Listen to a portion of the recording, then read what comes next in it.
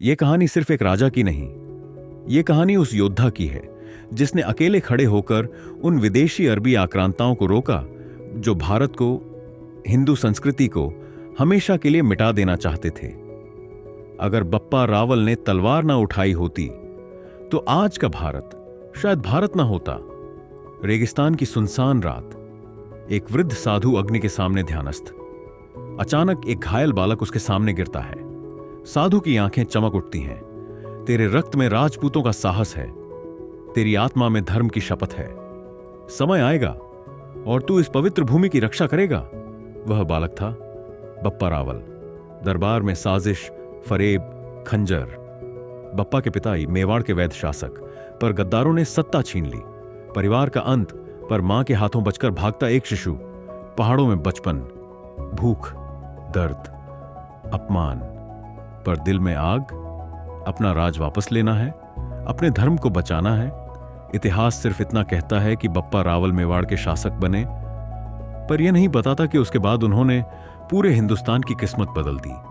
साल गुजरते हैं, बप्पा नदी पार करते हैं और अचानक वही साधु फिर सामने। उसकी आवाज कंपन के साथ, अरब से तूफान उठ चुका है। आक्रांता हिंदू भूमि को गुलाम बनाने आए हैं। मंदिर गिराए जाएंगे, संस्कृति मिटाई जाएगी। अगर तू नहीं उठा तो धर्म समाप्त हो जाएगा। बप्पा सिर नहीं झुकाते, तलवार उठाते हैं। रात, धुंध, रण की गूंज। बप्पा रावल सेना की अगुवाई करते हुए दुश्मनों को चीरते आगे बढ़ते हैं। किले के दरवाजे टूटते हैं। गद्दार राजा घुटनों पर। तू कौन है? मैं हिंदू सम्राट बप्पा रावल हूं, मेवाड़ का सच्चा उत्तराधिकारी। एक बार और न्याय। लेकिन यह तो शुरुआत थी, क्योंकि पश्चिम से अरब आक्रांताओं की विशाल सेनाएं भारत में प्रवेश कर चुकी थीं। मंदिरों को तोड़ने, संस्कृति को मिटाने, हिंदू भूमि को गुलाम बनाने के मिशन के साथ। कई राजा डर गए, कुछ हार गए, कुछ समझौते पर उतर आए, लेकिन एक खड़ा रहा, बप्पा रावल। उन्होंने हिंदू राजाओं की संयुक्त सेना बनाई और तलवार उठाकर कहा, यह युद्ध भूमि के लिए नहीं, धर्म के लिए है। अरबी सेना भारी हथियारों से लैस थी, पर हिंदू सेनाओं की आंखों में कुछ और था।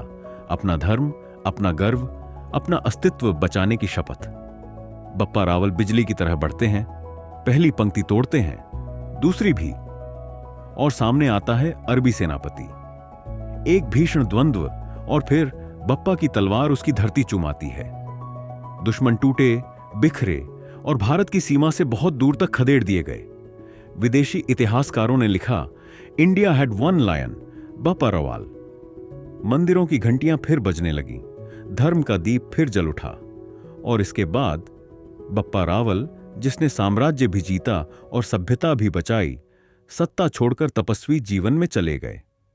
वही वृद्ध साधु मंदिर की दहलीज पर, हवा में लहराता भगवा ध्वज, हजारों कंठों में गर्जना, धर्म रक्षक सम्राट बप्पा रावल अमर रहे। साधु आसमान की ओर देखता है। राज जीतना नियति थी, पर भारत बचाना धर्म था। बप्पा रावल, वह नाम जिसने साबित किया कि जब हिंदू शस्त्र उठाता है तो सिर्फ युद्ध नहीं, इतिहास बदल जाता है।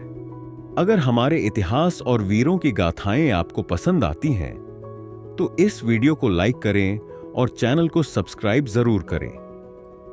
आपका एक क्लिक हमें और ऐसी महान कहानियां लाने की ताकत देता है।